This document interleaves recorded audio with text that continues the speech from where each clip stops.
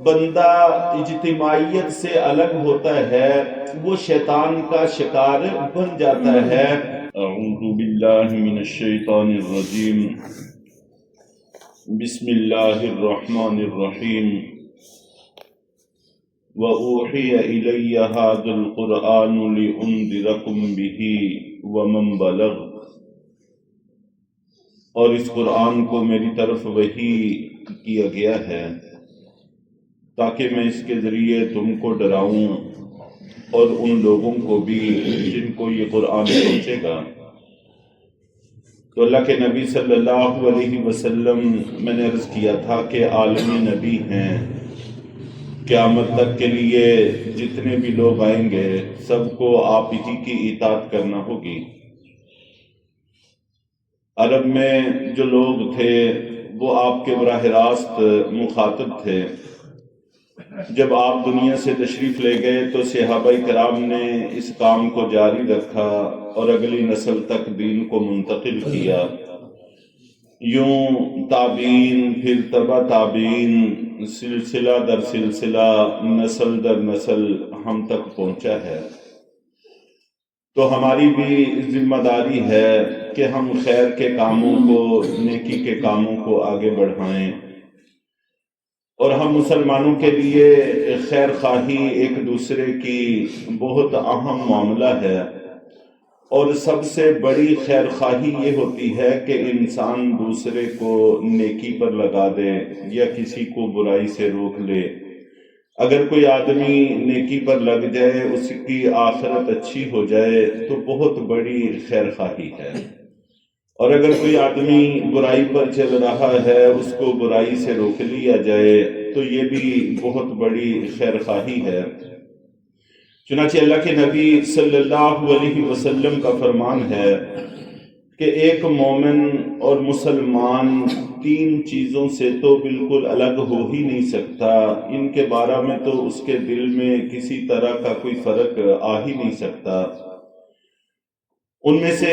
سب سے پہلی چیز اخلاص ہے کہ جو بھی کام کرے، جو بھی بات کہے، خالص اللہ کو راضی کرنے کے لیے کہے، اللہ کو راضی کرنے کے لیے کرے، تو اس سے کسی مسلمان کو چارہ کار نہیں ہے۔ اگر خدا نخواستہ وہ عمل بھی کرے، خالص اللہ کے لیے نہ ہو، تو پھر وہ عمل اس کے لیے قابل قبول نہیں ہے، نہ دنیا میں فائدہ دے گا نہ آخرت میں فائدہ دے گا۔ اس لیے ہر کام میں اللہ کی رضا پیش نظر رہنی چاہیے۔ چنانچہ شروع میں از خود اپنے ذہن کو، اپنی نیت کو اس طرف متوجہ کرنا چاہیے کہ میں یہ کام صرف اللہ کو راضی کرنے کے لیے کر رہا ہوں۔ پھر اگر درمیان میں کوئی وسوسہ، کوئی خیال آتا ہے تو اس کو دور کرنے کی کوشش کرے،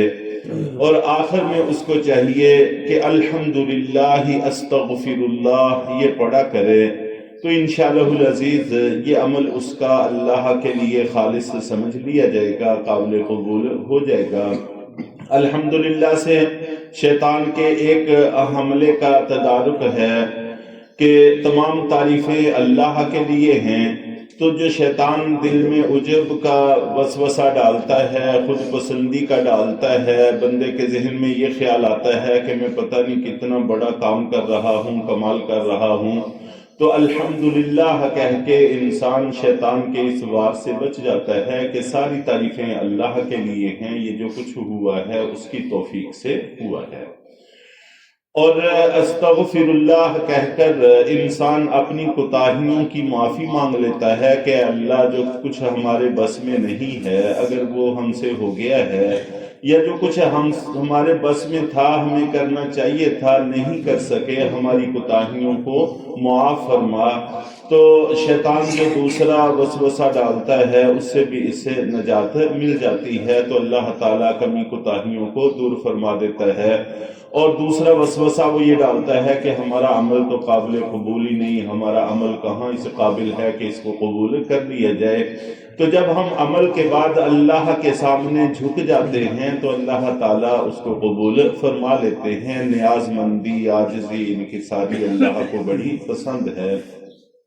تو سب سے پہلی چیز ہے کہ ہر کام میں انسان کو اخلاص سے کام لینا چاہیے، اور اخلاص کا معنی یہ ہوتا ہے کہ وہ نیت کرے کہ اے اللہ یہ عمل صرف آپ کو راضی کرنے کے لیے کیا جا رہا ہے، روزہ ہو، تراویح ہو، نماز ہو، حج ہو، زکوٰۃ ہو، صدقات ہو، جو کچھ بھی ہم کریں گے انشاءاللہ العزیز اس میں نیت ہو کہ اللہ کی رضا کے لیے کر رہے ہیں۔ اور دوسری بات جس کا یہاں پر تذکرہ ہوا تھا خاص طور پر کہ خیر خواہی، کہ دوسرے مسلمانوں کی خیر خواہی چاہنا، ان کی بھلائی چاہنا، یہ ایسی چیز ہے کہ جس سے ایک مسلمان الگ رہ ہی نہیں سکتا، ایک مسلمان اس سے باز رہ ہی نہیں سکتا۔ اس مسلمان کے خمیر میں، اس کی فطرت میں یہ چیز ہونی چاہیے کہ دوسرے مسلمانوں کی بھلائی چاہے، خیر خواہی چاہے۔ چنانچہ حضرت جریر ابن عبداللہ رضی اللہ تعالیٰ عنہ کہتے ہیں کہ میرے محبوب نبی صلی اللہ علیہ وسلم نے مجھ سے عہد لیا تھا کہ میں ہر مسلمان کی خیر خواہی چاہا کروں، چنانچہ زندگی بھر اس کام پر وہ قائم رہے کہ ہمیشہ ہر مسلمان کی خیر خواہی چاہتے تھے، کبھی کسی مسلمان کے حوالے سے میل ان کے دل میں نہیں آتا تھا۔ تو اس لیے یہ بھی اسی چیز کا حصہ ہے، اور میں نے عرض کیا کہ سب سے بڑی خیر خواہی یہ ہے کہ انسان کسی کو نیک راہ پر لگا دے، اچھی راہ پر لگا دے۔ جہاں تک ممکن ہو سکے، جتنا ممکن ہو سکے، ہمیں یہ عمل بھی کرتے رہنا چاہیے حکمت سے، مصلحت سے۔ اور تیسری چیز، اللہ کے نبی صلی اللہ علیہ وسلم نے فرمایا کہ اجتماعیت، کہ مسلمانوں کو آپس میں مجتمع رکھنا، جوڑ کے رکھنا، کوئی ایسا کام نہ کرنا کہ جس کی وجہ سے تفرقہ پیدا ہو،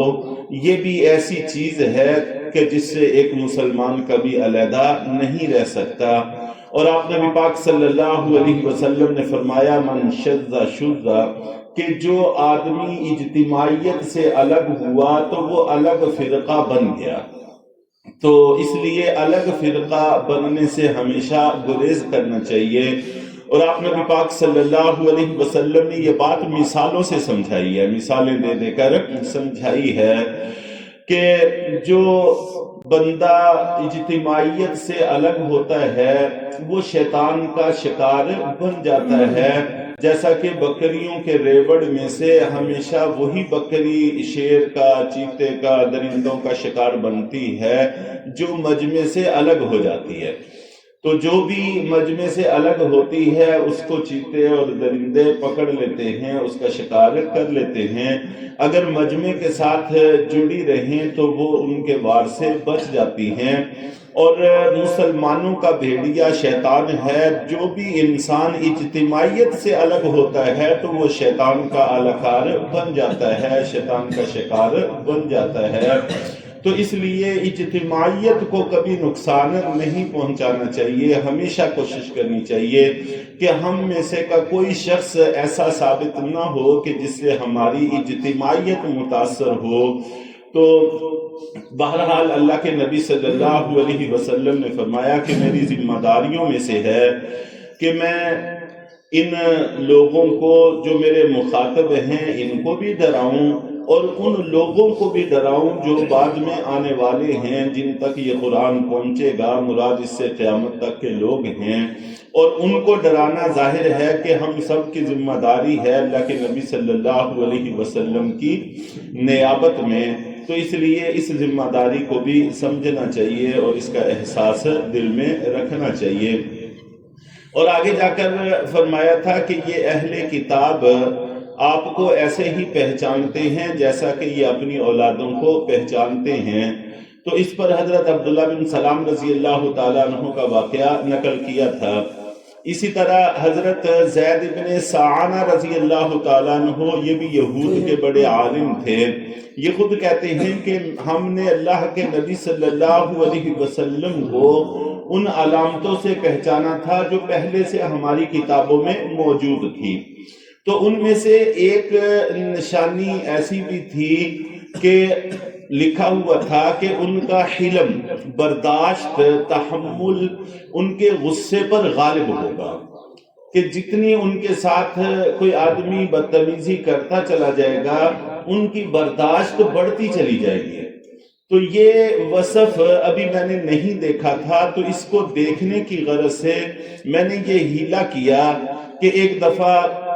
کسی نے آپ سے سوال کیا تو آپ نبی پاک صلی اللہ علیہ وسلم نے فرمایا کہ اس وقت تو میرے پاس کچھ نہیں ہے، تو پھر دوسرے وقت میں آ جانا تو اس وقت میں تمہیں دے دوں گا۔ تو پاس میں یہ بیٹھے ہوئے تھے، موقع کی تلاش میں تھے، انہوں نے عرض کیا کہ اللہ کے رسول میرے پاس یہ مال ہے، اگر آپ مناسب سمجھیں تو میں دے دیتا ہوں، تو آپ فلاں باغ کی اتنی کھجوریں مجھے اس کے بدلے میں دے دینا۔ تو اللہ کے نبی صلی اللہ علیہ وسلم نے فرمایا کہ اگر تم باغ کی تعین نہ کرو، ممکن ہے وہ مالک کھجوریں دینے پر مانے یا نہ مانے، تو اگر تم یہ تعین نہ کرو تو پھر میں تمہارے ساتھ معاملہ کر سکتا ہوں، تم مطلقاً کھجوریں بتاؤ کہ کتنی تمہیں چاہیے، وہ اتنی آپ کو ہم دے دیں گے۔ تو چنانچہ معاہدہ ہو گیا۔ تو یہاں سے یہ بات بھی ہمیں سمجھ میں آتی ہے کہ آدمی کا جس وقت معاملہ کر رہا ہوتا ہے اسی وقت اس کے عمل سے اس کا ارادہ واضح ہونا چاہیے کہ واقعی وہ واپسی کا ارادہ رکھتا ہے یا نہیں۔ جب ہم لے رہے ہوتے ہیں وہاں اس وقت ہی ہمارا بسا اوقات ذہن نہیں ہوتا کہ ہم واپس کریں گے۔ تو اللہ کے نبی صلی اللہ علیہ وسلم قرض لے رہے ہیں، چونکہ واپسی کا ارادہ ہے تو اس لیے پھر آدمی یہ دیکھتا ہے کہ آیا واقعی میں اس شرط کو پورا کر سکوں گا اس وقت یا نہیں کر سکوں گا۔ اگر اس شرط کو پورا نہ کر سکے تو پھر اس شرط کو قبول ہی نہیں کیا کرتا وہ شخص جس کا واپسی کا ارادہ ہو۔ چنانچہ اللہ کے نبی صلی اللہ علیہ وسلم نے ان کے ساتھ معاملہ کر لیا، ابھی وقت نہیں آیا تھا تو انہوں نے آ کر آپ کے گریبان کو ہاتھ ڈالا، جو ہمارے آج کے معاشرے میں بھی بہت بڑی بدتمیزی سمجھا جاتا ہے۔ آج بھی ہم اس بات کو قبول نہیں کرتے، بلکہ اگر کسی سے کچھ لینا ہو اور وہ آ کر گریبان کو ہاتھ ڈال لے تو آدمی پیسے دینے سے ہی منکر ہو جاتا ہے کہ تمہیں میں نہیں دوں گا، تم نے میرے گریبان میں ہاتھ ڈالا ہے، لہذا سمجھو کہ اب تمہارے پیسے تمہیں نہیں ملنے والے۔ معاشرے میں یہ بات معروف اور مشہور ہے، ہم سبھی جانتے ہیں، لیکن اس نے آ کر گریبان کو ہاتھ ڈالا اور آپ کے ساتھ بدتمیزی اور نازیبا گفتگو شروع کر دی، اور یہ تک کہنا شروع کر دیا کہ آپ نہیں، آپ کے پورے خاندان کا یہ حال ہے کہ آپ لوگ کبھی بھی معاہدے پورے نہیں کیا کرتے۔ یہ بات کتنی بڑی ہے کہ حضرت عمر رضی اللہ تعالی عنہ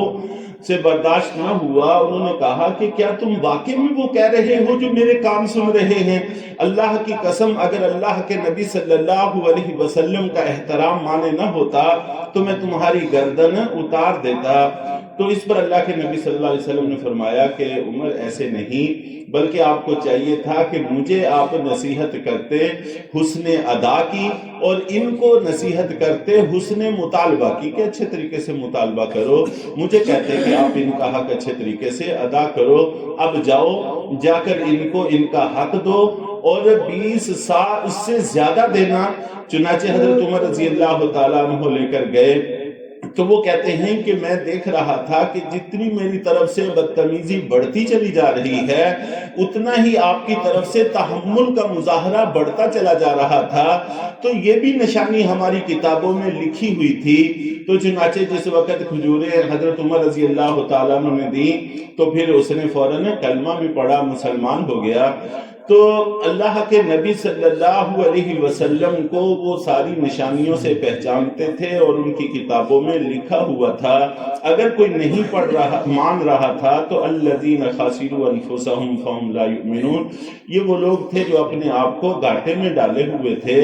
یہ لوگ ایمان لانے والے نہیں تھے۔ اللہ تعالی ہم سب کو عمل کی توفیق عطا فرمائے۔